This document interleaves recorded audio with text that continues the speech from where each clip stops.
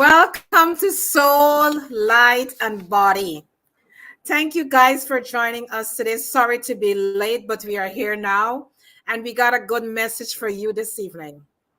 The narrative identity. And this is such a real good topic that Will Williams, our guest, is gonna really dive deep within this topic this evening to help us understand more about ourselves, because a lot of us are struggling with our identity, and many times there's so many things that happen in our lives. It could be overcoming an adversity, it could be a personal growth and transformation, it could be life-changing experiences, it could be a childhood memories, it could be so many things that shape our identity. And we are running on a narrative sometimes that is not even our own. Sometimes you find that people have injected things in our lives, and we consume it and we make it our own, and we are running on that narrative. And because of that, we are just going around like a revolving door. People just keep pushing us around all the time, and it's not helping us because we're not shifting, we're not moving, we're not going anywhere, and we become very, very disturbed with our lives. And Yeah. the uniqueness is within us. And if we go within, we can find that the world inside of us is so beautiful. But we got to go within ourselves to find that world. And many times we are looking on the outside to find what is on the inside. So this evening, Will is going to walk us through, he's going to take us on this journey of identity, and he's going to help us to understand how we can really overcome certain things in our lives, and we can really start to shift that paradigm or that self-limiting belief system that we are running on. So I am Karen Pascal, holistic health and wellness coach, and a co-author of two books with my sister, Joan Williams. She's not going to be on tonight. She's at work. Hopefully she can join us before the show is over. And we every week we try to bring a show to help you, the audience, to empower yourself. It's all about empowerment. We're helping you so you can start to shift that old paradigm that you're running on, and start to get up and start to make the movements and the changes that you want to see in your life, because only you can make those changes. You got to empower yourself, and you can make those changes for you. If you want to see your life shift, you got to make the changes. We can bring these empowerment shows to you, but you got to make that shift for yourself. You got to get up and do the hands-on work for you, and you can do it. You can make that change. You can do it. So I'll now hand you over to Will Williams. Will, welcome to Soul, Light, and Body. I thank you very much for inviting me on the show again.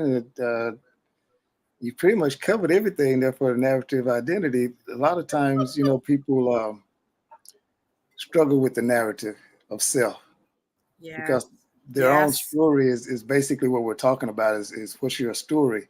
And a lot of times, as you just mentioned, there are a lot of people, they don't know what their story is. You would think you would, but a lot of times they don't, because they sort of live in compartments of life instead of opening themselves up to live life as it has been experienced by them. And so a lot of times when people do that, they miss out on what their story actually is. And so when you do that, you can't actually move forward. You're sort of stuck in a past tense life, per se.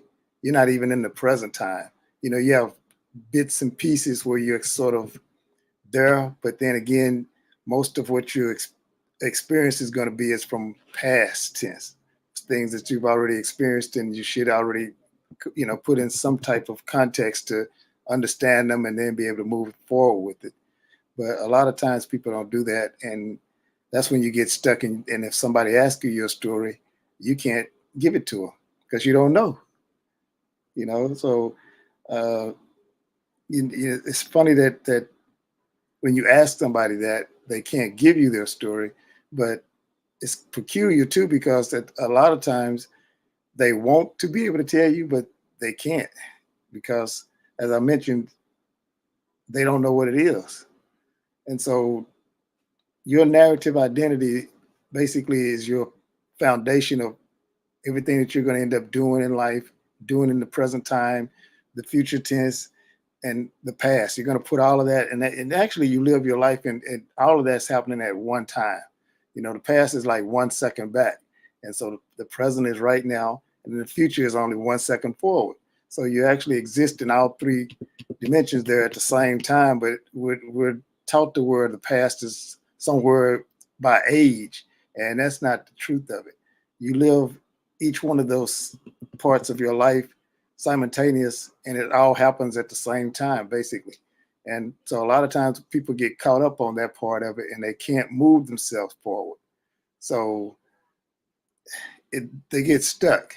And so it stops them from being the complete person that they should be and can be. Outsiders can see the talent or the potential of talent and so forth, but they can't see that because sometimes they're still stuck in something that happened when they were 10, 11, 12 years old. And they don't want to face that, but that's what's going on. And so when they speak from that perspective of the little child that's in them, where they can't actually say what they want to say because they've been told to shut up. And so you can't operate like that, though, because if you try to live your life in that context, some parts of you is going to be put away, so to speak. It won't ever come forward to where you can actually live out the things that you tell yourself when you're alone. You're like, okay, I'm going to do this. I can do that. And I'm thinking I'm planning to do that. But then as soon as somebody else, a naysayer comes along, and sometimes they right next to you, and they'll say, well, you probably shouldn't do that. Or maybe I wouldn't do that. And then the little child in you kicks in and you hear that voice telling you that you can't do that, or shut up and, go over there and play or something to that effect. And so a lot of times that's why people don't become who they can be as far as leadership and that kind of thing. We talked a little bit about leadership when we had the spiritual show, and leadership is a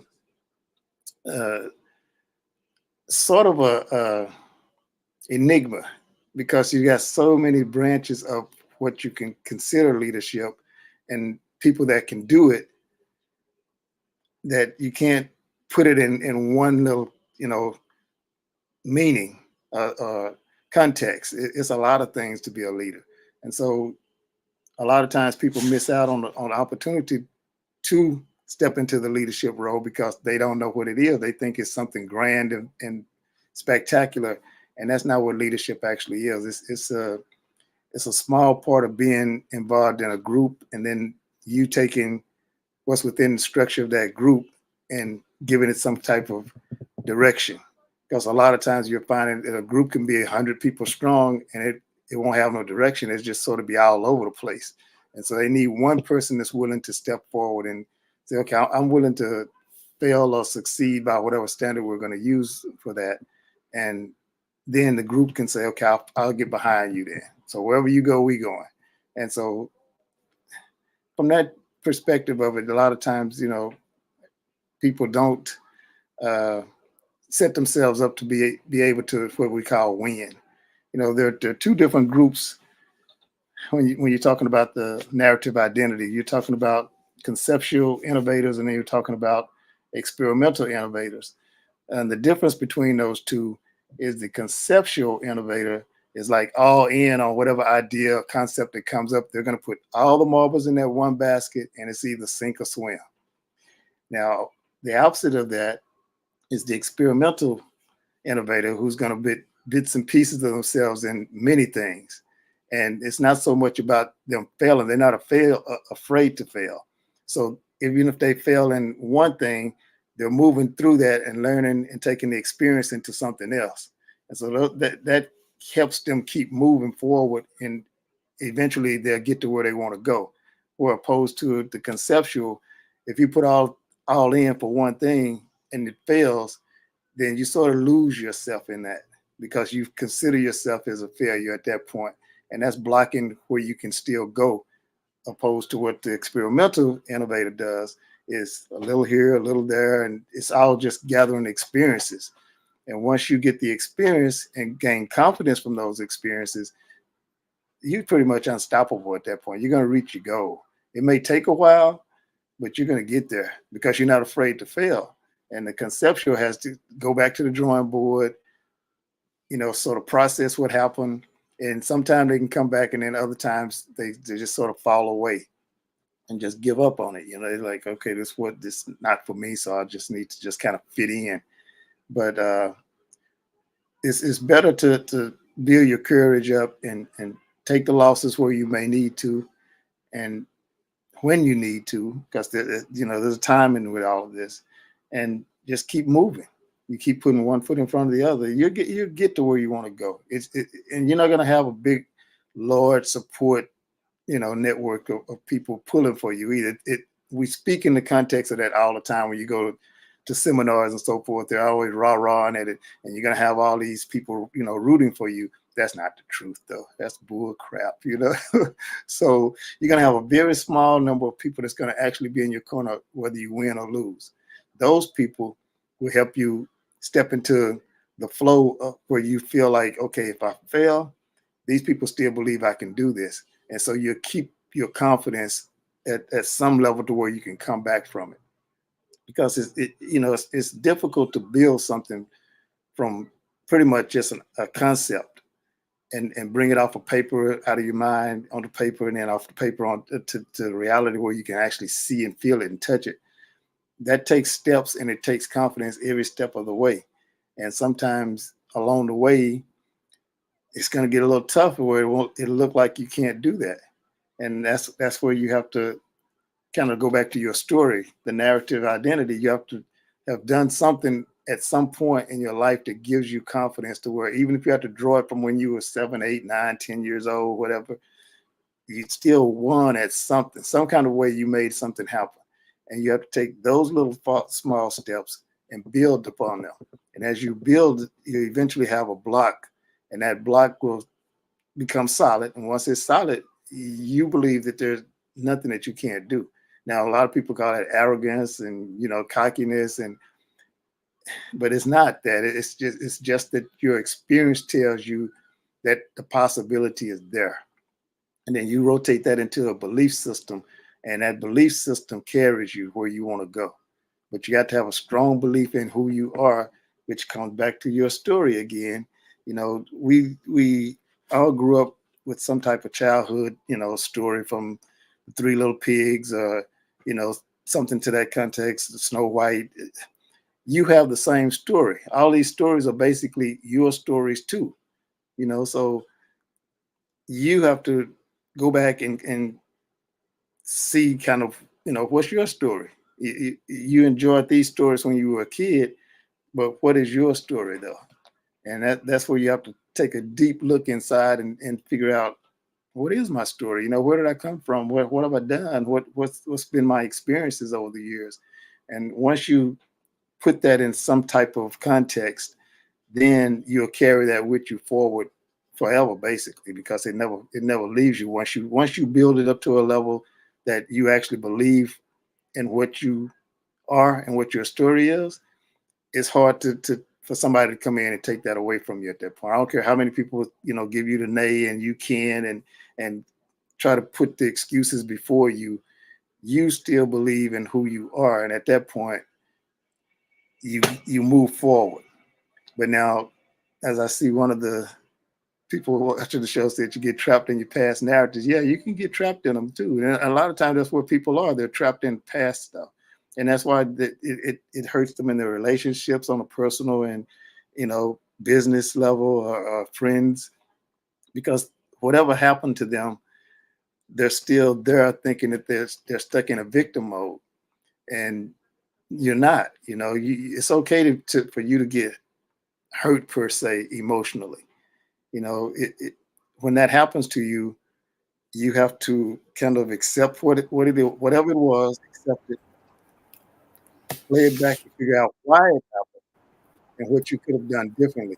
And then you come back to your present time and you can move that storyline forward because you can always adjust the story. So whatever story you thought you had, go back in your timeline, slice it, and put in a new ending to that story. And you can do this. And a lot of people do this. This the kind of stuff we're talking about is psychology. And you can take those little bits and pieces and reveal who you need to be and who you really are. But we have so much conversation about what's real, what's not real, your imagination, all these things are actually existing, just like past, present, and in the future. All those things coexist together at the same time too. Your imagination, everybody has that. Now you're told that the imagination is just something that you have as a kid and you move away from that, but that's not the truth. Because if you look under any religious belief or dogma, some of what the religion is pushing toward you has to do with your imagination. You just don't think of it that way because it hasn't been put in that context. So you get lost into what they're telling you. It's basically a story within a story. You have people walking on water and flying away on clouds and all kinds of things. And you never think about it from that perspective of this is imagination kind of stuff. You have people having visions and dreams and they're seeing stairways and all kinds of stuff, and you separate that in some type of way. You say, okay, since it's religion, that can't be imagination, but that's exactly what it is. And if you read closely in your Bible or whatever religious, dogma you follow, if you read far enough, you will see that these people are also talking about imagination. So all of that fits into it. And once you understand what that is and how to contextually fit it into your lifestyle and what you need from it, then you can start moving forward and taking that energy and flowing with it because it's a flow to it. But you can't get there if you start second guessing yourself and asking questions of whether what you think you need to believe in. And we talked about this on the last show too. Faith and belief are two different things. And so you have to understand what those differences are and then contextually put them together to make them work for you, because if you believe in something, it's an individual belief. And if you have faith in something, that's an individual thing too. So, but we've been taught that all of this stuff works around a group. So you're stuck in groupthink, and you have to be able to be strong enough to walk away from the groupthink and walk your own path, because all this is in the end is your journey. So when you leave here, it's just going to be you. That's the body that you're in basically is going to leave, but your spirit stays because it's energy. All it does is transfer somewhere else, and so you never actually leave this place we call Earth. You're always somewhere around here because we're basically, we just had the eclipse, and a lot of people still can't believe what they actually saw with their own eyes. They saw the eclipse happen. They saw the sun get blocked out, but the way our society has been set up, when you see something that spectacular, you still can't believe that it's still people talking about the moon wasn't in the sky that day, that some type of way man was able to block out the sun, built some type of structure that could block out the sun, and they could see it happening with their own eyes, but they still think that something else happened. The moon was somewhere else. There's no way the moon could have possibly blocked out the sun, but it did. You saw it.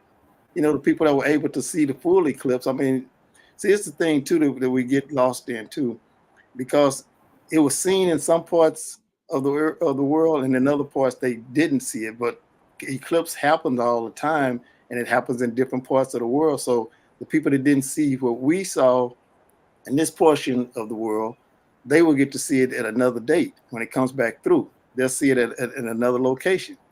And so since you're not seeing all this in simultaneous, and somebody over in another part of the world calls you and says, I don't see anything up there. I don't even see the moon. What you talking about, an eclipse? That's not happening for real. And so now you have a doubt because you're like, okay, I'm looking at this thing, but they're saying they don't even see a moon. So how could this be happening for me? Because people think that the sun is so big, which it is, that it's, it can be seen from any space on Earth at any given time, but it can be dark in one area and daylight in another. And so you have to look at the context of how the universe actually works. It shows you things, but again, because people saw the eclipse, they don't want to believe what they actually saw. That some type of way, man has created this huge structure, and it's just blacked out the sun, and the moon had nothing to do with that. But that's one of the things that we're moving away from, is where the fear factor has been sort of minimized at this point. We're in a new era. And you can see that from politics to business to every structure of just society itself. All the old structures are basically broke, and they're breaking down. We have people who, of course, are trying to put them back in place and put you back in the context of where you used to be with this. But things have changed, and they're not going back to where we were. You still got people running around here like right now for the American presidents. We got people talking about going back and making something great again. What are we talking about? That era is over with. So you can't make something great again when we're in a different era. That era wasn't that great to begin with, and now we're in a better time span where more people are going to be able to take advantage of the opportunities instead of small groups of people who are parading around and telling you that everything is great and just keep moving forward. It's not. We have our stocks are being manipulated, of course, for prices. One day it's up, one afternoon it's up, one morning it's up, and then by lunchtime it's down. And so all of this stuff is basically to manipulate. And so our system is built around manipulation, which again comes back to what we're talking about, the narrative identity. Because if your identity has been manipulated along the way somewhere, then you really don't know who you are. So you're still, you're in search of trying to figure out who you are. And so a lot of times what people will do is they take on different personas in order to try to find some sense of direction of who they can be. And so that's why you have people with 2 or 3 different names for themselves and that kind of thing. It's okay to have a separate identity. Everybody sort of has, something like that within them anyway. But when that separate identity becomes who you are, now you separated from who you really are. And when you do that, you can't find your way back to what your path should be and really is, and you get lost. And once you get in the wilderness, it may take you years to dig your way out of that, because a lot of times once you get out there, you're going to be bringing people into your life who are going to be conflicted as well, because you've drawn that type of energy, you're throwing out that type of energy. So guess who's coming? It's going to be a reflection of you. Now you won't want to see that, of course. You'll be saying, I know I'm better than that. But everybody that you interact with is part of you. They're pieces of you. It's all just being reflected back to you. So whoever you engage with has some aspect of your personality and who you really are in the core. They are you, so, but people don't want to deal with that though. So it's just that they are bad and I'm good. No, that's not quite how it works. We're talking about morality there, but you can play around with morality and make it anything you want it to be. But everybody that you encounter, have within your life, or you figure is close to you, they're all pieces of you. Once you understand that, now you can start seeing yourself in the reflection, because if they're acting a certain way, some part of you is that person. And so you have to then ask yourself a question. Okay, if that's a reflection of me, that means I'm hiding, because that person I see as a bad person to a degree, but it's actually you. It's you. So you can't get away from it. You can, try to make yourself, oh, I'm good. There's nothing wrong with me. All of those people are you. And so you can't ever really get fully away from it. And that's okay. But you just have to understand that those people are actually reflections. They're part of your story. They come to you because it's, in some respect, those are the pieces of you you don't want to show anybody, but at the same time, you're showing them. And so if they look real close, they know you. But a lot of times they'll pretend like they don't know, but they see who you hang out with, who you date, all of that stuff is part of you. So if you're not in what we like to put into the good context of good people around you, then those so-called bad people are aspects of you too. So from your narrative identity aspect, when you were growing up, you had experiences with all these type of kids. They were part of your class, your friends in your neighborhood that you played with. And so you're used to dealing with all type of people. But then as you grow up, you start to get told that, okay, you only hang out with these people over here. Those people over there are bad. And that person right there, don't ever talk to them because, they really bad. And so you start trying to put those into compartments, but actually you're not successful in doing that, because if you look real close, you'll still see all of your reflections still in people that's supposedly close to you. And in some cases, you're marrying them. So when you talk about, you're not the one messing up the marriage or something like that, that's you too. That's part of you. So all this stuff is tied together. But when we're talking about the possibility that you have from a narrative identity standpoint, possibilities are always available to you.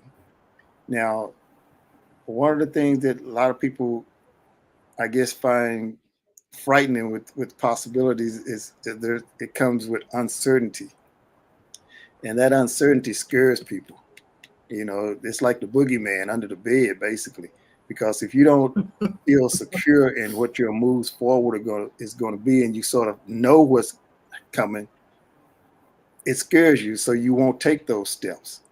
You'll be fearful of every step forward that you take, that you don't know what's going to happen. And those are the moments that you get the breakthroughs to move into what your future is really going to look like, if you can be strong enough to do that. But a lot of times people will shy away from that and get scared and go backwards, or stay in their present set, which again, past, present, and future is all happening at one time, always. It's never separate. It's always together. And so you'll stay instead of moving forward. But if you take those few steps forward, sure, it's going to be unknown, but there's some good stuff waiting on you that you've thought about at some point during your childhood, young adulthood, now you're older. So you've thought about these things, but you didn't take the necessary steps to step into the energy to move you forward into what is possible. And so you stay kind of a shadow of who you could be. And so a lot of people, will come back to you and tell you, I thought that you were doing this, or that. I thought by now you would be here, here, here. And there's a reason that you can't go to that, because you are afraid of you, basically, And so they have a saying for this. It's called the affordable loss principle. And it's a way of looking at what may be lost or gained from a change.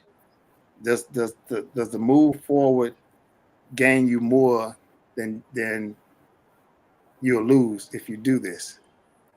And so when you take up the affordable loss principle and you look at it from the perspective of, if I go forward, I'm going to gain something more from this, then you don't fear it. Then it's almost like losing the fear of death. Once you understand that we're spirits, and how that works, that you never leave here, you just leave this body that you get, and then death doesn't, you're not afraid to die. It leaves you. So you're not afraid of, well, what if I leave tomorrow, or I still have so much I want to do. When it's your time, you've done everything that you're supposed to do. Whatever that may have been, it may be something really small to everybody else, but it was something that you were sent here specifically to do. So it may not change the whole world, but it changes a little piece of it or contributes to a little part of the world moving forward. And so sometimes your journey is where you're not supposed to be able to do something grand, and be, I guess, thought about in the context of, hey, that was a really great person. Why did that have to happen to them? They were so young. But you have a short period on this place we call Earth to get things done. And so no matter how large or small you think it may be, it's still a contribution to society overall, because somebody somewhere you touched, and touching them may be the pinnacle to where they are supposed to take up what you kind of gave them energy to believe that it was possible for them to do. I get told a lot of times by people that something I may have said to somebody, or they see me do, or something to that effect, encouraged them or gave them, a faith or belief that they could actually do something as well. And so I try to always make sure that people understand that there's nothing special about me. I don't have the fear of failure. So that doesn't scare me. And so I can move into things that may look unsteady. And for me, it's not unsteady, but for everybody around me, they're like, chaos. They're like, whoa, wait a minute, how are you going to make that happen? But once you step forward into your power and your flow, you don't see anything that's impossible for you. You see it all as True. possibility. True. And it just comes back to that True. affordable principle, that loss principle, because I always see it as I'm going to gain more than I'll lose by moving forward on the idea or the concept. And so I don't fear about what I'm leaving behind, because at that point, that part of me that's over with. And what I'm supposed to endure and move forward to is going to be challenging, but that's where I'm supposed to go now. So I don't have the fear of what's going to happen. And if I fail at it, then why did I'll process it and try to figure out why. But at the same time, a lot of time that's what your journey is. It's a series of failures in order for you to get one win. And so a lot of times people are afraid of having those failures, though, so they can't, move up the ladder at work or in their personal life. They can't, stay on a plan of whatever they think that, like, got people making these resolutions every year. They can't stay on whatever it is they say they're going to do it. For New Year's, they say, okay, sometimes it's only 30 days. They may not even make a whole year resolution. It may just be a 30-day or 2-week thing. They can't even hold themselves to that. And so it takes some growth, and then it takes a lack of fear of losing in order to step into that power. And that's what we're talking about, is because all this stuff, vibration is aligned to where you can see it, you experience it, and then you have to become it.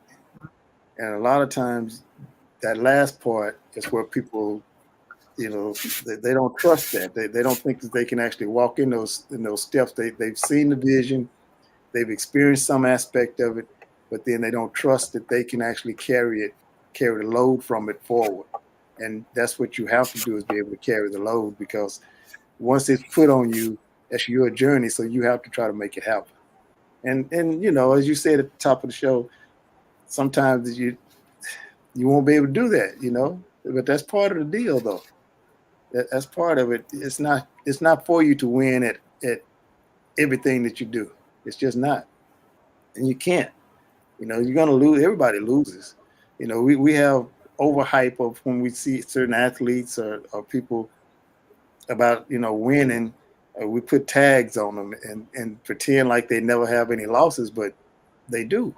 And sometimes you see it play out in real time. You see them lose, but then because of the creation of our media and the way we work that, they'll still talk it up as though, don't pay attention to that right there. They still won.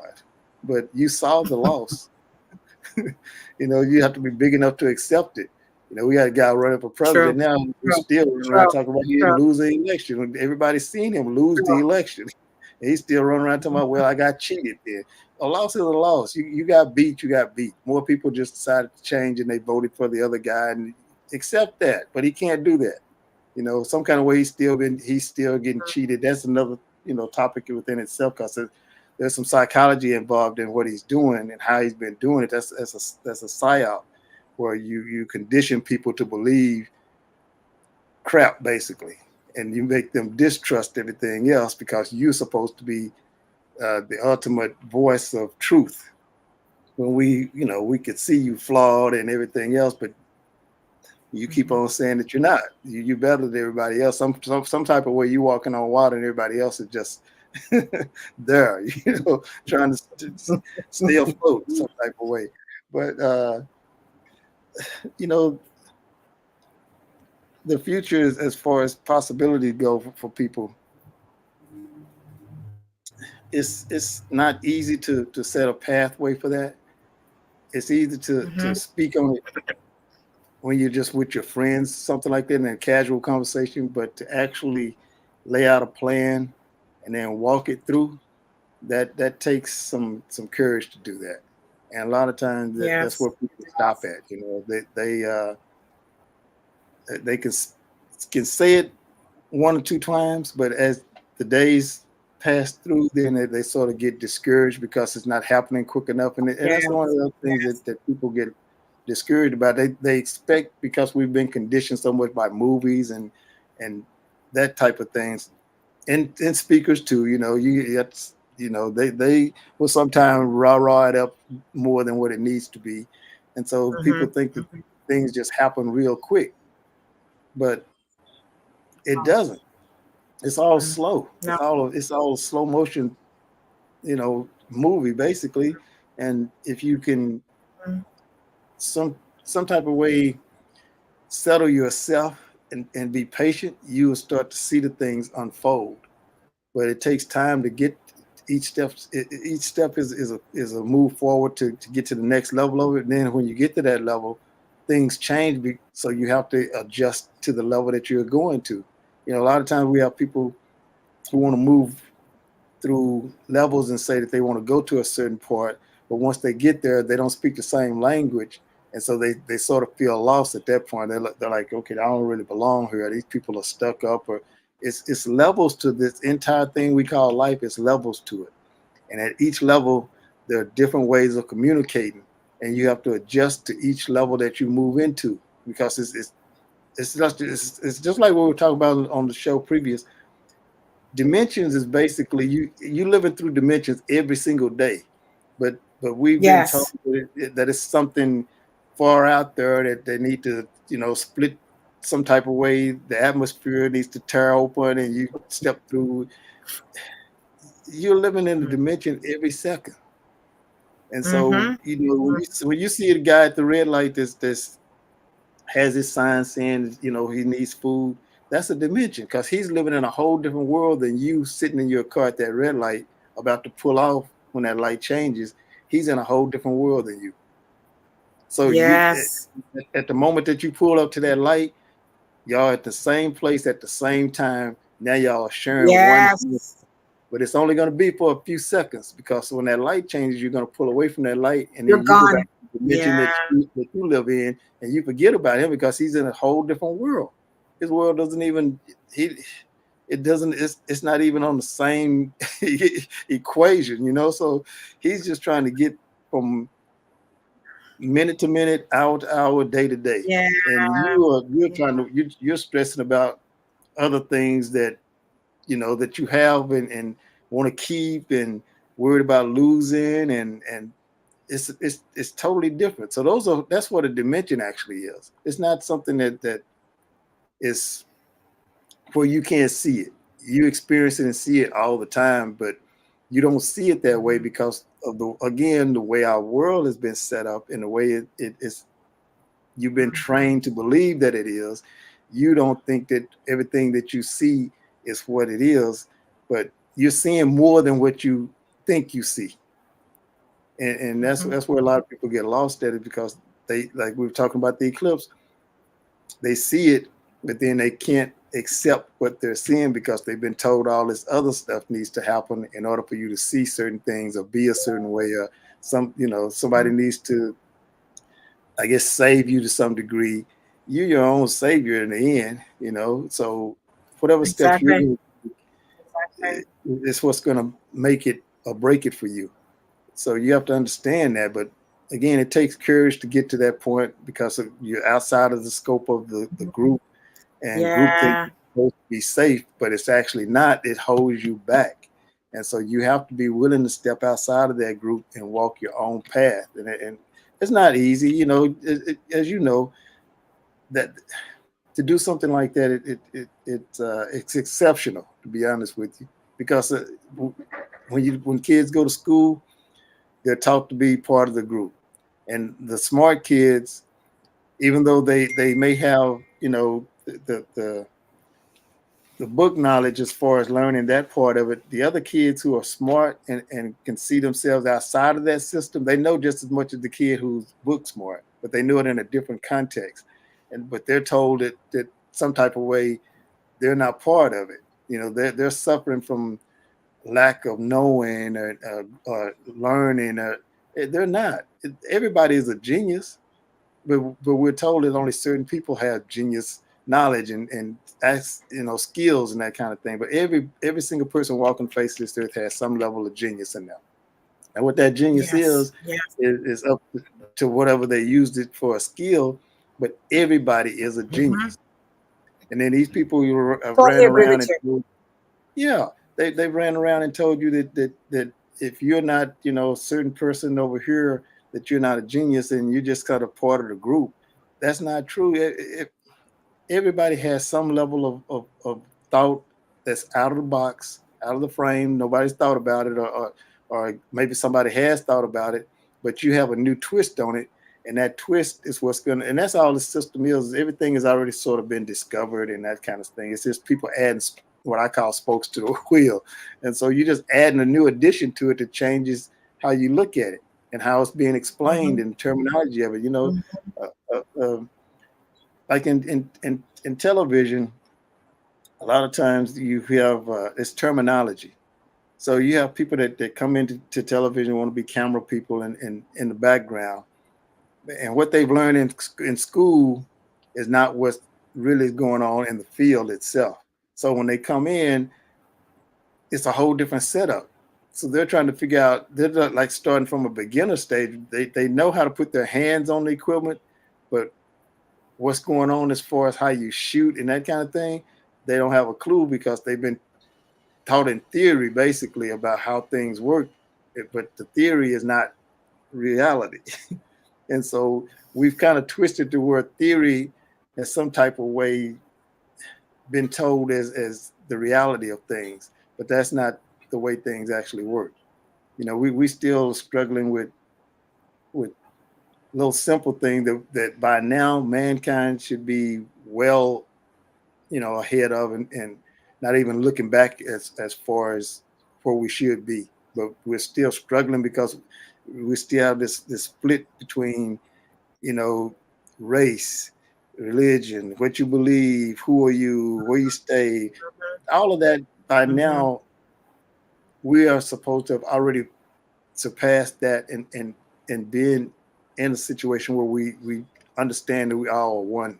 Everybody here is the same people, and so, but we still, have we got wars going on right now over this kind of thing. We shouldn't even be what we fighting over.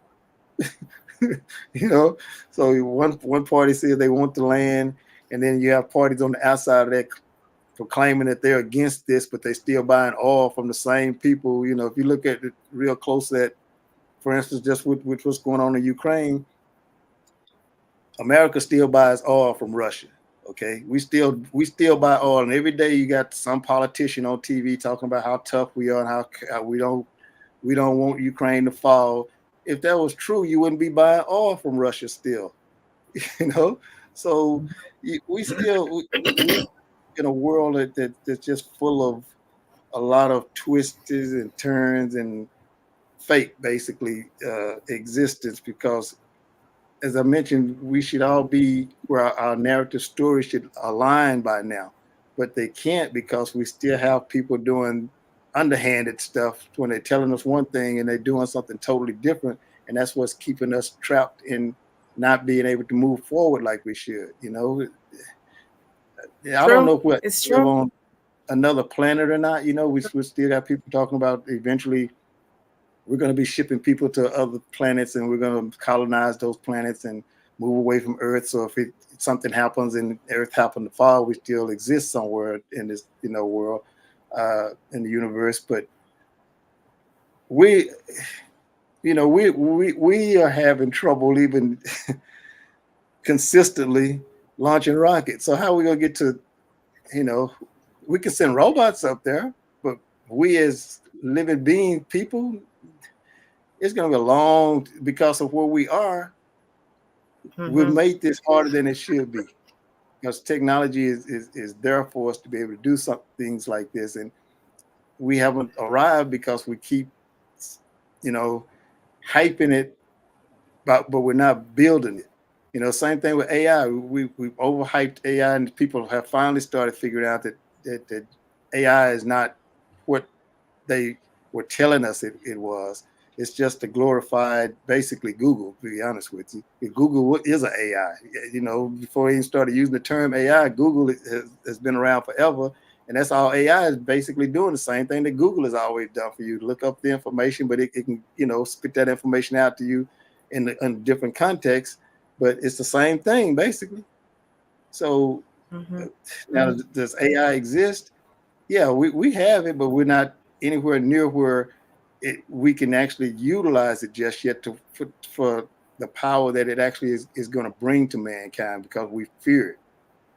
We're afraid of what it's going to be capable of doing. Now, it has to be programmed to do anything at this point because it's not living on its own.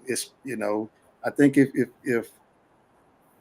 if we pull back a little bit and allow the programming to see if these computers can actually get to a point to where they can become, I guess, conscious, then we can see Mm-hmm. kind of where this will go. But we're afraid to let that happen. So we sort of got the reins pulled on AI to be what it can be. Right now we're doing is a lot of hyping and then we're behind that hype turning around and again we talk about the narrative identity, we're turning around and just adding different additions to how we can be monitoring people and that kind of thing is what we're doing basically with this technology. So we're just so far behind it that as a being, that than where we should be and what we can do for the world. You have animals that people are realizing that are smarter than we've ever been told they were because we were too busy eating them, and hunting them and killing them.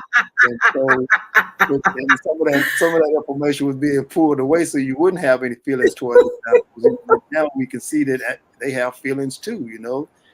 They love and care about one another in their species just like we do. And so, we have to get to some point to where everything can coexist, I guess is what I'm looking at. Now, I'm Mm-hmm. not saying Mm-hmm. that, we're gonna ever probably accept animals for being what they actually are, a living being and completely living in their own world and structure and that kind of thing, which is what they do, just like we do. But we can't appreciate that, so we hunt them and kill them and herd them and all kinds of stuff, and it hasn't been done to us as people to a degree. I mean, we've kind of done it to each other at one point. Well, I guess we still in some form of slavery, so that never has really gone away. It's just that we're not on one people anymore with the slavery. It's kind of spread around to everybody's a slave, but they just don't know they're a slave. So they think they're free. you know, yeah, right. Yeah, you're free, all Yeah, right. yeah, yeah, Yeah, just start talking oh, some government stuff online and let's see how long that they don't shut you down. yeah, You start yeah, bad yeah. mouthing the government too much, and you're going to get monitored, and they're going to quit. yeah, it'll be some people looking at you. Let's put it that way. But Yeah. you know, You the touched on a natural, lot of things, Will. yeah. I mean, you know, Yeah, you touched on a lot of stuff. Yeah. the end, I guess, for this is go back and you know, look at your story and build your own narrative for your identity to be able to fulfill its potential. I guess that's what I really want to you know, make sure that people Yeah. understand that you can do this. But you got to go back and look at who you were as a kid and figure out where those bad moments that kind of put you in a bind that kept you trapped or keeping you trapped. You have to go back and look at those moments and accept them and for what they were, and where you can, you know, rebuild cut that timeline and put your own, you know, new narrative in there to fill that space up to where it builds you instead of tearing you down. And if you do that, then you can come back and you'll start to see a difference in your life. So Absolutely right, because we we tend to not believe our instinct, you know. We right. tend to not trust our intuition.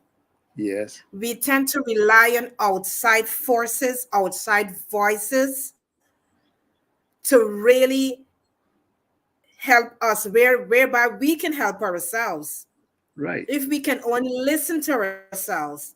But a lot of times you find that because of the pressure that is happening outside of our lives, that's Right. a distraction. It is. So we're not paying attention that what's happening within. We are being distracted with the noises that is happening on the outside.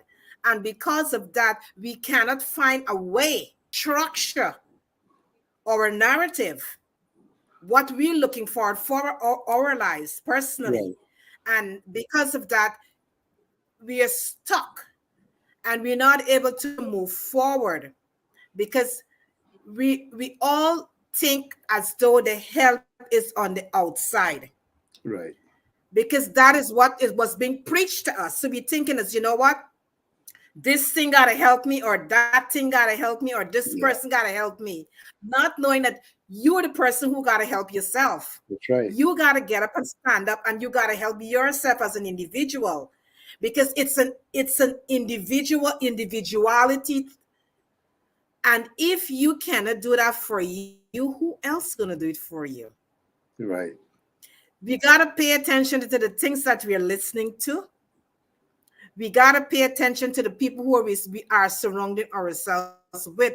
But you make a valid point when you said that many times the people that we attract to ourselves is a part of us that we really need to heal. That's right. So many times you find that you are around a particular type of people. Those are the type of people that are trying to mirror you to let you know what? This is aspects in your life that you really need to work on yourself.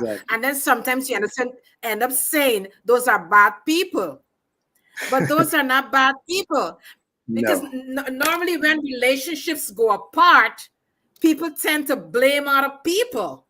All But the you got time. to thank those people in your life, because those people help you to evolve. Because at that point in time, you was part of that. But because Right. you come to self-awareness and evolution happened within your life, you have moved away from that. And you understand yourself better now. So you move away from that type of people. So we all got to look within our lives. And if things are not happening the way how we expect and the way we looking forward in our lives to really evolve, you got to always pause, sit in silence, and ask yourself the questions: is this what I really want for my life? Or am I really walking the path that I supposed to be walking? This journey called life. This is the path that I really want in my life. Because many times you find people are wrestling within their lives with a lot of stuff. Yes, they are. and they don't know which direction to go. They're in a maze and they're lost. They don't know which direction to go, not knowing that you have the answers within yourself. You are your own GPS. You are. You got to find Absolutely. within yourself which direction you want to go. And by sitting, analyzing, taking self inventory, and seeing what needs to be addressed, you can able to get up and make them move to the direction you want to go, because we could change the course at any time. And as the topic is today, the narrative, we can change Right. the narrative anytime. We have that ability to do that. But many times, again, we are dependent on outside forces for this narrative to change. We can change this narrative. We can get up. We have the ability to add that richness to our tapestry. We Yes. have that ability to do that. That richness, we can add it to the tapestry. That richness, we can add to our life story before we exit this lifetime. And like I was telling Tom behind the scenes, I said to him that if you really want to raise yourself to the highest state of consciousness, you have got to start to do the work within yourself. That's right. As you said, the dimensions. If you want to raise yourself to those dimensions you're looking to go to, you got to start to do the work within yourself. It starts with self. There is where the work starts with self. Absolutely. It brings me to the question to you. Well, what is personhood and selfhood? Repeat that again. What is personhood and selfhood? Hmm. That is a good question. uh,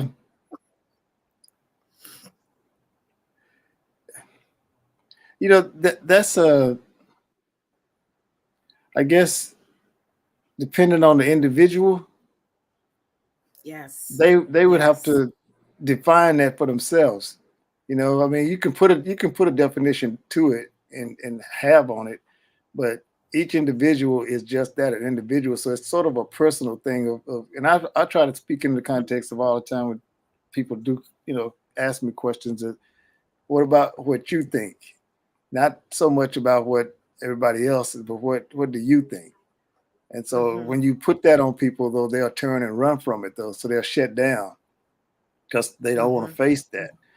But that's where their strength is going to come from. You have to accept that personal, I guess, responsibility and authority that it's you. It's about you. But we're talking about the spiritual journey when you're talking about that too, because on a spiritual journey, that will come eventually. You'll face yourself eventually. Mm-hmm. You may not want to, but there's going to come a point on your spiritual journey where you will face you. And when that happens, Mm-hmm. you won't be able to turn and walk away or run away from that. It's going to confront you. And at that point, Mm-hmm. that's your shift. Because if you stand in Yes. front of that, it's going to change you. It's going to make you do some things different. You're going to look at life different. And so Mm-hmm. a lot of times, like you just mentioned there, a lot of this stuff is people think that if they just read the Bible every day or uh, whatever religion they're into, if they just pray all the time, that's a mindset. And so you can put yourself into a mindset, but are you applying it though? Because if you don't apply it, it's Sure. just you just saying your little prayer to you, and then you go back and the other parts of you still interact with the world in a different way. You haven't made any growth. There's no growth there. When you change, you don't necessarily, I guess, move away completely from the things that you were. But what you do is they're aligned in some context of where you're going. Mhm. And so if you look at it from that Mhm. perspective, you don't have to walk around and, you know, try to be, I guess, more religious than the next person, or you know, wear your Sure. religion out on your on your sleeve, and I'm so holy. You don't have to do that. You if you just live if you just live the way you really experience and feel it, you'll treat people the way you want to be treated, and that as you mentioned, that will start getting reflected back to you. And so that Mhm. the change that people always speak about of being saved and so forth, all that is you are deciding to basically accept you. Once you accept you, then everything that's coming toward you is going to be still you, but it'll be fully in acceptance though, with love, because now you love you. And as you love you, more people are going to come toward you with that same love energy. And so you'll still get a few, you know, because again, it's still you. So you're still going to get people coming toward you that's not in that energy. But for the most part, once you make that shift and you decide that you fully can accept you unconditionally, pretty much everything that you encounter as far as events, situations, or whatever, they're all going to be reflections of the goodness that you feel that you are and that you are deserving of. And so that's all it's actually going on. But again, since we said at the top of the show here, everything is energy. You are attracting that type of energy into your world. You know, and you talked about this the last show too. We're talking about the word attraction. People still confuse what it actually is and manifesting Mhm. and just the attraction itself. But we just got through covering what it actually is as you start to accept you, that's what it's you that you're going to be seeing. All the situations that you'll get put into will be situations that you basically feel deserving of, and that opportunity will start presenting itself to you. So you'll still be, you know, some people still get lost and they still start, you know, putting it on the outside and start saying other things are bringing this to them. But it's actually it's always going to be you, always. Sure. And Sure. so Sure. once you accept Sure. you fully, everything around you becomes you, and that's all that's going to be coming back to you. It'll be Sure. deep love, you know. It'll be deep care. You will everything that you think about you personally, you will start to see it reflecting in other in situations, people, things. Mhm. It won't matter. Whatever it is, once you Sure. fully accept you and you're not questioning your love for yourself, all of that stuff becomes part of you. Your little world Sure. basically is built around you. Basically, at that point, you existing in the bubble, Mhm. but you don't know Yeah. that because you're still thinking that all this stuff is being some type of way you chosen and you being singled out to have all this stuff come to you because that's what you've been told. But again, you Mhm. don't have a messenger that's telling you this. There's no middleman. You know, people think that if they're Sure. told this stuff from a person that said that, okay, something told me to come and tell you what it couldn't tell you itself, but it told me to tell you, then you get lost because Mhm. Mhm. you basically control that. And that's what we are as far as when we mentioned about the era that we're in now. That's where we are.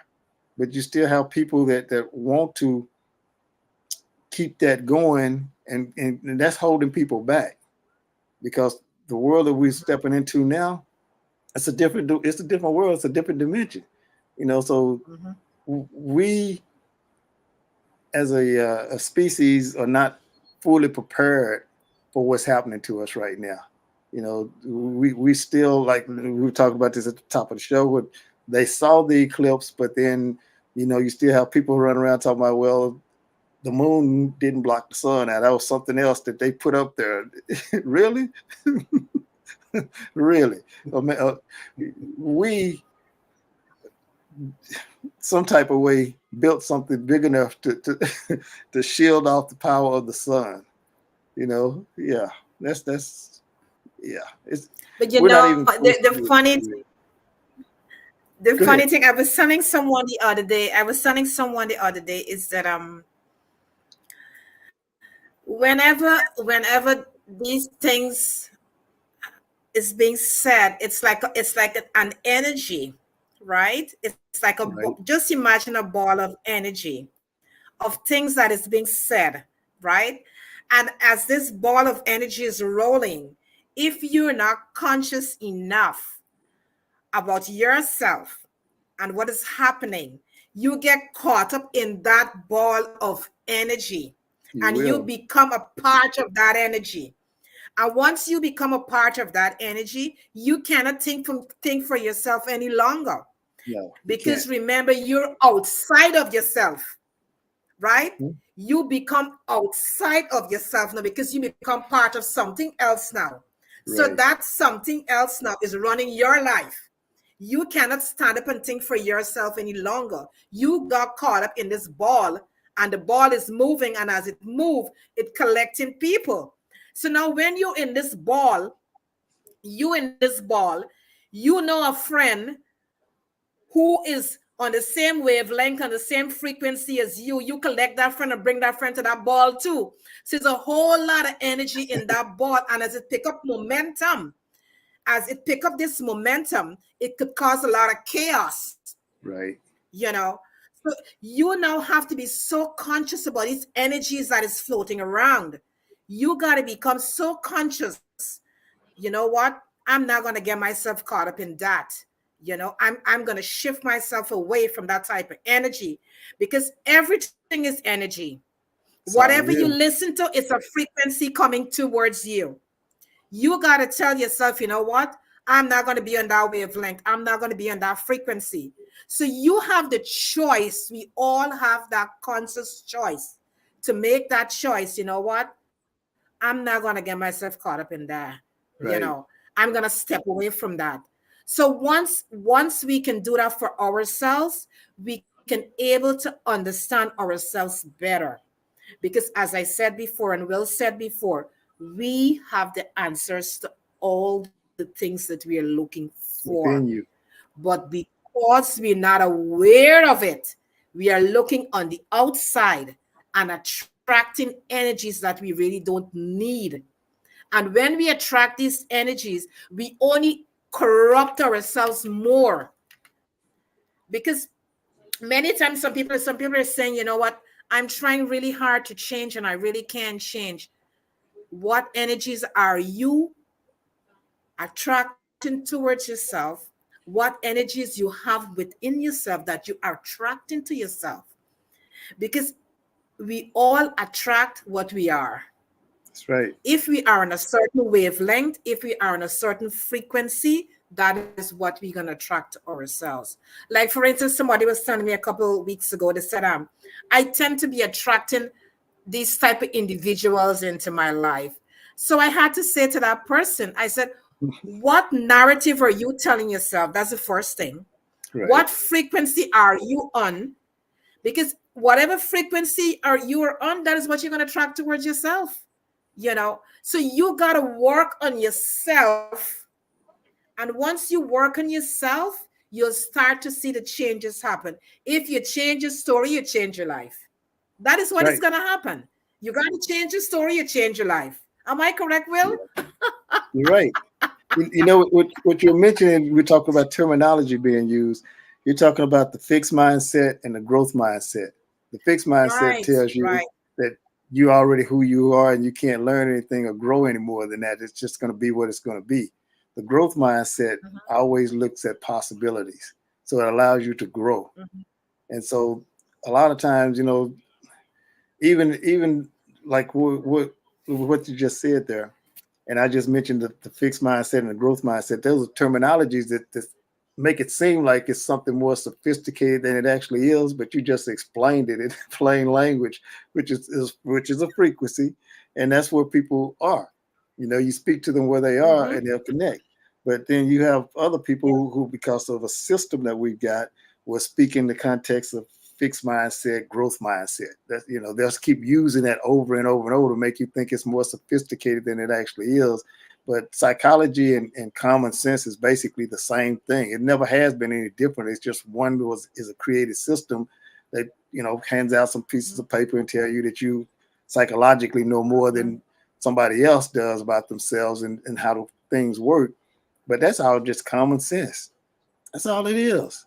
It is. It Because a lot of is. times what you'll And we find, all have that. yeah, We a all lot of have that. yeah, we all have it. We all do. But see, a lot of times you're being told Have it. that you don't have it and that you need these people to basically be a coach to you, to be honest. That's all it basically is. To be a coach to you and tell you. But a lot of times when you talk to people in that area, you'll find that they are struggling with things themselves. So let me get this to where, okay, you have this piece of paper over here saying that you're in a different context than I am and you're existing in that. And so you're speaking in a different terminology than I speak. So because you're changing the terminology, that means that I'm not on the same wavelength with you, but you're actually the same people. It's just that the way we've done everything in this world is taken. I always tell people that a lot of times the way our system is set up is the guy that's on the corner who's dressed down and what he's doing is doing the same thing that the guy that's had the suit and tie on has a $3,000 watch on. He's the same person. It's just different terminology. That's all it is. So, but we dressed it up and made it seem like it's something special and that it's more than when it's really not. Once you start analyzing and listening to them talk and you start seeing how the pieces are moved around the board, you can see it's all the same stuff. So it's just amazing that people will get, but again, because of the way our system operates and is set up, it's created for you to not be able to think like that for yourself and to trust your common sense. You have it, as you just mentioned. Everybody has it, but people don't think they do, so that they're and as in the coaching profession, which is what you're into, there are people that need that. That's why I wasn't actually knocking. I wasn't knocking the psychologists all the way off the block. I was just pointing out that they basically are using the same stuff that everybody has already available to them. But you need people who can coach you up, though. Just like a good athlete. A good athlete may be a good athlete, but you have to also coach him up to be able to rise to the level where his potential is more aligned to where he can produce that same result more than one time. And so that's what a good coach can do for an athlete that has good talent. Is you're basically mentally tapping into his energy, so to speak, and you're getting him to see that you see something better for him and that you believe in him. And so then he'll because he respects you telling him that, he'll try to rise to that, he or she'll try to rise to that level and produce at that level on a consistent basis. And so that's how, good coaches know how to do that. The bad coaches, yell and scream and that kind of thing, but don't ever, point out the flaws to where they can be corrected in a way that's not disrespectful. A lot of times you have, and you can't communicate with everybody the same way. That's something that's pretty common. You already know that, and you know what frequency you need to be on to connect with people who operate at a certain. You know how to speak to them, and they'll respect that. They'll respect that. I can pretty much talk to anybody, and so when I talk to guys who from the street, they have a certain persona that they carry all the time with them, because they're always on defense. They're always defending themselves. So they have to give off this, I'm a tough guy and I don't take no crap. And so they're always giving that out. But when you go and when you talk to them, you don't have to actually meet them with that same level of intense energy that they have, because theirs is not real to a degree. Now, if you don't fear, they'll pick up on your energy and know that you're not even speaking in the same way that they speak, but they know that you Mhm. are a step above them, and they'll bow down to that and respect it. So there's a way that you can speak to people, but again, this comes back to the frequency and the energy that you're giving off, that you can connect with pretty Mhm. much anybody. And as a good Mhm. coach, I'm sure that your clients basically, when they come to you, that's what they're looking for, somebody that can push them not to the edge, but over the edge. That's what they're looking for. But Yes. they don't want to say that, Yes. though. They said, they're saying, I just need some guidance and, a little, but that's what they're looking for, is to be pushed beyond their comfort zone. But they don't want to come out and say Yes. that, though, because at that Yes. point they feel like Yes. you're going to run over them if they just tell you that, so they won't do it. But Right. that's what Right. they're looking at, Right. Right. because they see that they do have some potential, and they want to expand on that potential to be able to utilize it to take them as far as it can take them, whatever their skill Mhm. level is, and the skills that they have can be pushed to the limit to go to where they're trying to go. Everybody wants to be at the top level, but only a few people are going to get there. But there's no such thing as a top level, actually, because it's all straight across the board. But again, because of the Mhm. conditioning, you think that it's not all on the same. Yeah, it's all the same stuff. Like Mhm. uh, when you talk about the narrative identity of people who do go to that level of they're at the top of the pyramid, so to speak. Whatever their story is, they've accepted that. It may have flaws in it from the childhood and so forth, but they have accepted. And we were talking about it just a few minutes ago. You have to be able to accept you for who you are. Mhm. Self-love. So they've been able to, in some parts of that, still they have compartmentalized, but they are able to accept fully that that happened. That's the way it was. It's where I am now. I'm going to utilize that experience to go to where I want to go. And so they do. They take that Yes. energy and push it forward, and they get in that ball that you just mentioned, and they ride it. And so it's not a lot of Mhm. secrets on the how. You have to have your why and your what aligned in order to tap into that.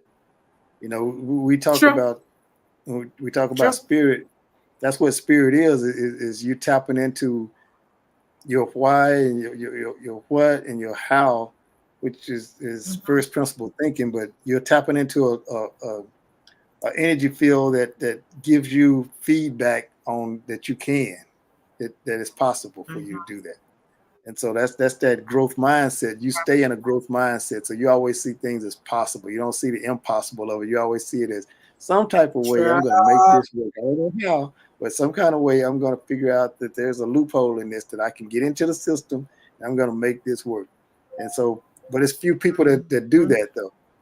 You even now, I guess with where we are with the economy and the changeover that the world is experiencing as far as how to generate revenue and make money.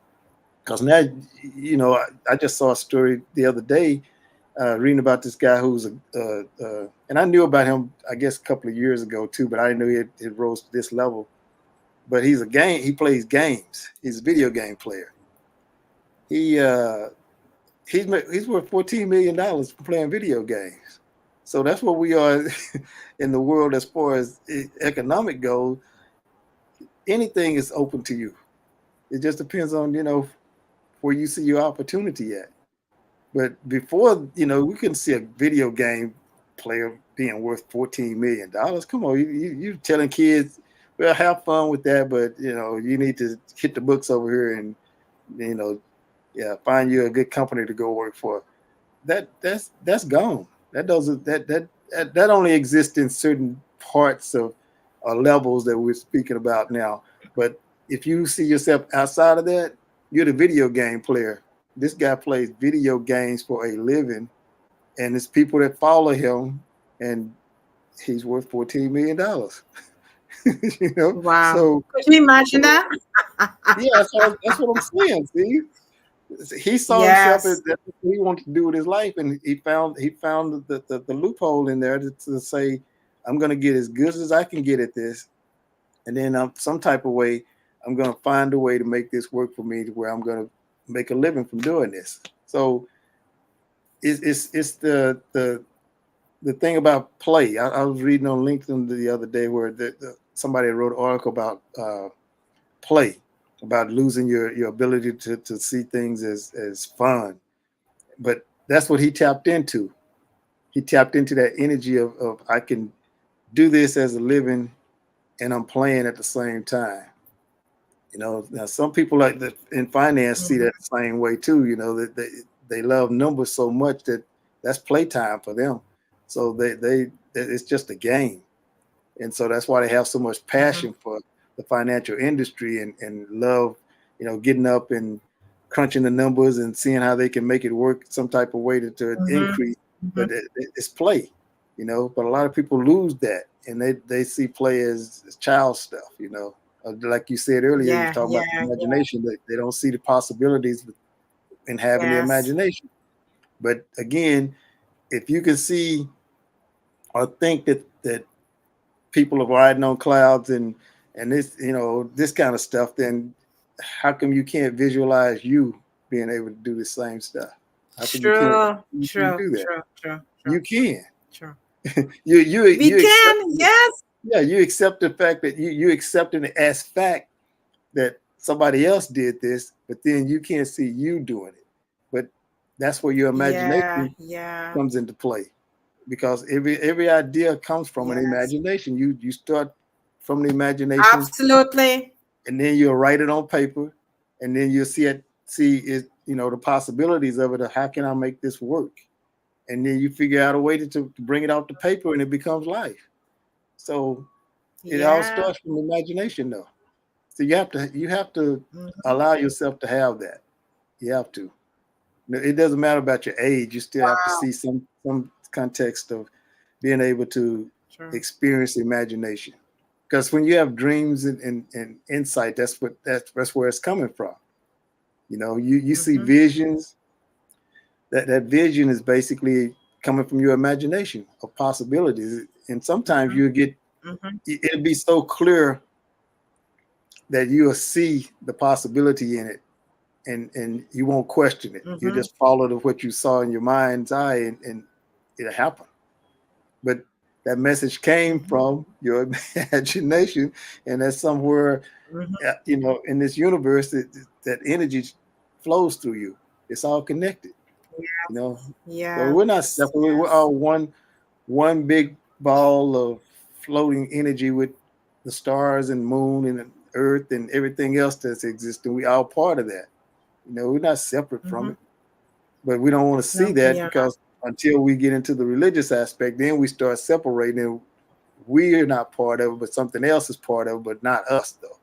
But it tells you quite clearly and plainly that you're a spirit. So if you start from that context, if you're a spirit, then the possibilities are limitless for you. You know, True. True. I True. mean, True. So true. so what they call, you know, uh, uh, um, the word God, they use the word God for it, but it's actually them. Because the Bible tells you it's a spirit before it starts talking about if you were made in the image of, then the image is a spirit. It's not flesh. It's not a body. The body don't come in until a later part of it. But if you're made in the same image of what you consider your God, you're a spirit. It tells you that, Mhm. so, Mhm. but you don't want to see that part of it because you've been told that you're a body. It made in an image of something that's supposed to be looking like you, but you do look like, but it's a spirit. It's not the body. It's not Mhm. the body. It's the spirit. Mhm. Once you accept that, So then people hard to understand that though. yeah, that's what I was gonna say. You can't. Most people can't accept that, so they still look No. outside of that and want to create an image that's a body, but it's not. It's a spirit. And the spirit is in everything that you do, speak, interact with. It's all spirit. Business is a spirit. Money is a spirit. Mm-hmm. All of this stuff is Mm-hmm. basically nothing more than spirit, because it has a spirit Mm-hmm. attached to it. You know, I Mm-hmm. responded to an article again on LinkedIn. I guess somebody wrote something about the business, and the context of business. Business has a spirit to it. You know, since money has a spirit, there's no way that business exists without that same type of energy, because you're trying to Mm-hmm. create Mm-hmm. something that doesn't exist, is just accepted as such, money. And so business is basically generated around that same concept. So you're Mm-hmm. selling something to somebody that you think they have a need for, and it takes an energy for that to happen. There's a certain energy that's why the marketing and branding and so forth is like it is. Basically, like, we speak of spells and stuff like that, and people will say, I don't believe in spell, but you're getting spelled. It's tossed on you every day. Every commercial you look at is a spell. It's a spell. That's all it is. You're being told to go buy something because it tastes so great, or it's gonna, A spell is a different form. yeah, or you wear these clothes. That's all a spell, and it's a spirit Yeah, attached to yeah, that. yeah. The different You format. know, Yeah, you make a lot of sense. yeah, people they just don't look at it in the same context, because they keep it Yeah, in yeah. the smaller version of it, so they don't see the bigger picture of it. But it's all this stuff is spell casting, Mm-hmm. and so Yes. once you understand that, then the world becomes a lot easier place for you to function in. Even in business, you can see True. what you need to do, how you need to do it, and how to go about doing it in order for you to True. function as a business to where it works well. Like I see Tom puts up here words or spells. Yeah, they are. I studied frequency of words, frequency of the language, and then there's frequency of the sound of what you say too.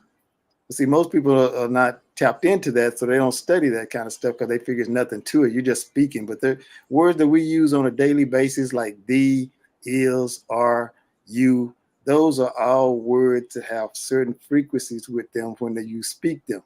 Okay, so when you put them in the context of a sentence, the person that's listening to that, you have a spell they're under spell, but they don't know it.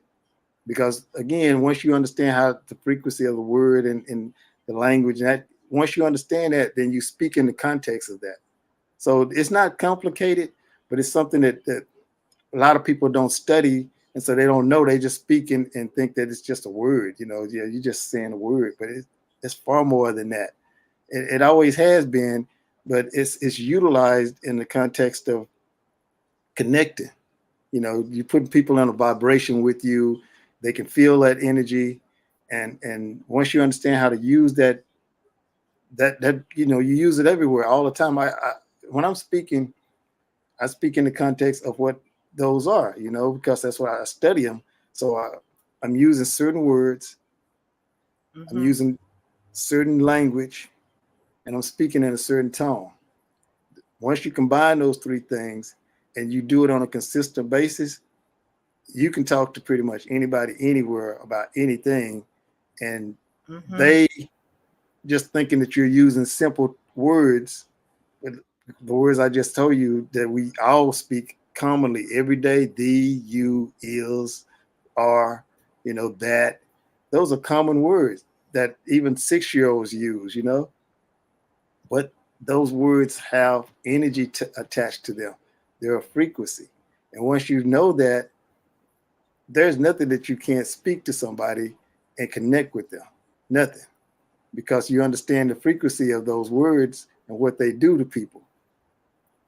It's a secret, but it's not a secret per se. But you have a lot of people who speak that don't even know what I just told you, though. So, they just use it in the context of writing their speech out, and they put those words in there, and to them, they're just simple words. They're just trying to get the message out. Mm-hmm. That's not the way it works.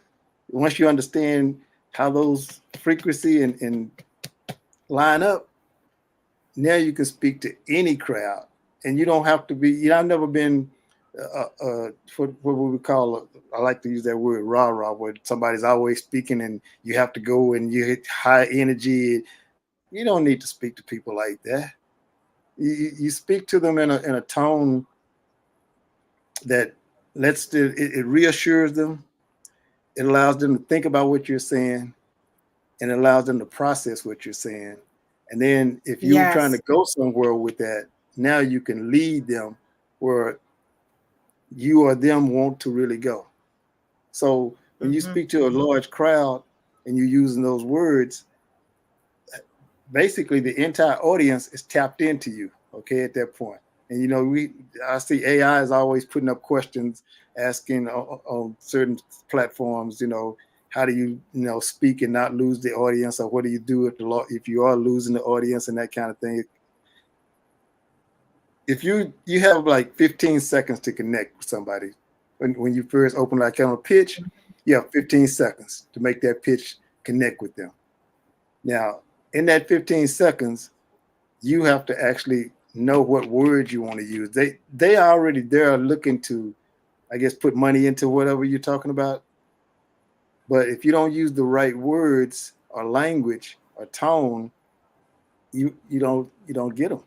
They'll listen to the pitch and they're like, okay, well, at this time you're not a big enough company. I'm not, some other kind of reason that they'll give you that you're just not for them at this time. Yeah, you got a great idea. It sounds like it's good, but it's not a real business to me. I'm used to, making $100 million a year. So that's not a business to me, so, but you can connect to those same people that I just described that tell you that their 100 million is a business, while 75 or 50 to 100,000 is not a business to them.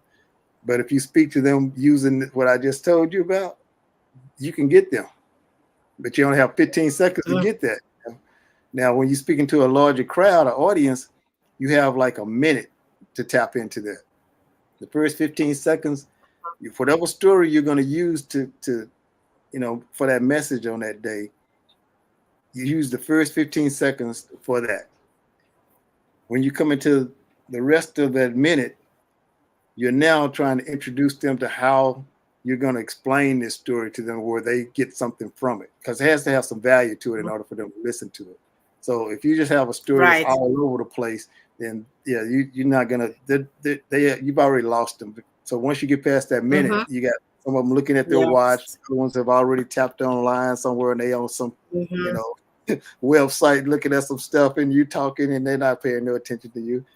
But once you understand that, you make the story to where it's valuable. They have to get something from that. And that's what you've been bought in for, is to add value or bring them into alignment with whatever the company is trying to do.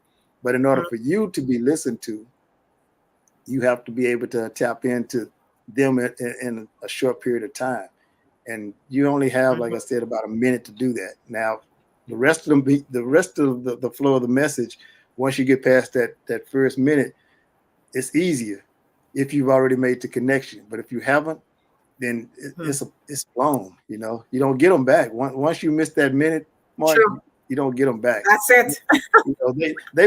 One might hold up their hand and ask you some ridiculous question that won't make any sense to what you just got through talking about. But for the most part, nobody else is going to have any questions for it. They're like, okay, I guess that's it. We're done. And you still waiting for somebody.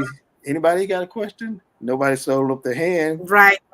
Then you have to announce that, well, I guess that's it then. My presentation is done. And they give you an applause for, just to get you off the stage. But that's all they do it, because you haven't connected with them. Yes. So it's a test to everybody that speaks to any type of group. But when you speak to even like with little kids, especially, they have questions for you, So a lot of times speakers don't like to answer questions because they're not prepared for that. So they feel challenged. But that's where the value comes from, though. But then that comes back to what we're talking about, this narrative identity. If your narrative identity is aligned and right, you welcome questions. You come on. What kind of question do you have? Yeah.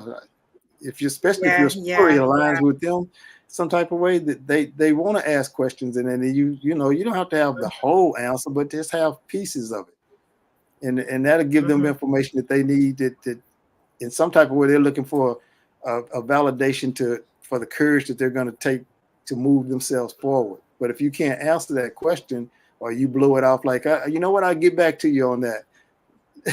Okay, you lost them. They're not interested in you getting back with them later. They'll go look the answer up somewhere, or some other form of an answer. So it's just that's how important the narrative identity actually is, though. You have to go back and fix yourself and move it forward, and just like the three little pigs, you'll be able to work through the storyline. Two of them didn't know what to do with themselves. They were playing around and building shabby houses, and the third one, he understood the threat and the dynamics of the threat, so he built something that he figured would withstand that, because he put his energy toward that. The other two had to run to survive. They had to run his house to survive. So it's the same thing. It's the same thing. Yes. Wow. Will, you really deliver. Okay. You give us so much food tonight to eat, and you're helping us to understand that it all starts with us. If we want to change the narrative, it all starts with us. And you pointed out some real good pointers here this evening. You talk about frequency, you talk about mindset, you talk about spirituality, and it's helping to guide us along a pathway. And that these are some of the tools that we can use in order to change the narrative. You have to, you have to. And the thing is that we cannot sit there and tell ourselves that we cannot change, because if we continue to do that, you have to open yourself up to see growth. You have to be able to see exactly. Like you said though earlier, there are people who have the fixed mindset that just they think that they can't grow any more than that, because they've been told that story as a kid and they've accepted that. But you can be 99 and still learn something new. So you have to have that growth mindset. You have to have an acceptance of wanting to know more. And there's always is something more that you can learn and know. There's a lot of knowledge out there that's floating around that, man, it's just unlimited what you can learn, Yes. And then you have people using this information. Yeah, it's people using it, but you're just not using it, but it's other people are using this information. We speak, we use the context and I guess the word occult knowledge, but all occult knowledge is the unknown. The known knowledge for some people is unknown to other people, so it's like being a Mason and you walk in the room and shake hands and use a certain type of handshake, and you guys know what's going on. Everybody else in the room is not on the same length with you. Or you use a certain word and you guys know what's going on, but nobody else does, because they're not a member. They don't have access to the knowledge. And so they don't know. So it's the same thing, So true. Just keep yourself in a growth mindset to where you can see, opportunities and what's for you, but then, use your narrative identity to build it, to start the foundation from that, to build on. Absolutely. Thank you so much, Will. Thank you. And to the audience, thank you so much for joining us today. Absolutely. I do hope that you had some takeaways today, and I hope that you can really start to change your narrative. If you're looking to make that change with your life, you can do it. You can start. Sit with yourself, go within yourself, see what are the self-limited beliefs, and start to expand yourself, because you can do it. If you're looking to write a book, start a podcast, whatever it is, you can do it. You can get up, you can make that start. If you're looking to make a change in your community, you can get up, you can be the first person to make that that change in your community. Don't let the narrative allow you to sit there and tell yourself that you cannot do it. You can. Every day you are evolving. Allow yourself to evolve. Allow your energy to flow. But many times we are getting in the way, we are getting in the way of ourselves. So we got to sit in silence and think about what you're doing. If there are things that you have to change, make that change and see how your life will evolve into a beautiful light. It will Thank be. you again, Will, for sitting with us and Thank you. sharing your wisdom with the audience. And we got to do another part of this Okay. because Let me you know. got so much information. Yeah, we'll figure it out. We'll figure it out. Yes, so much information you got to share with us, and we really appreciate that you come today on Soul Light and Body and sharing such wisdom and knowledge with us on narrative identity. Thank you Sound like so a plan. much. Thank you again To for the having me as audience, guest. see you next week. Bye bye.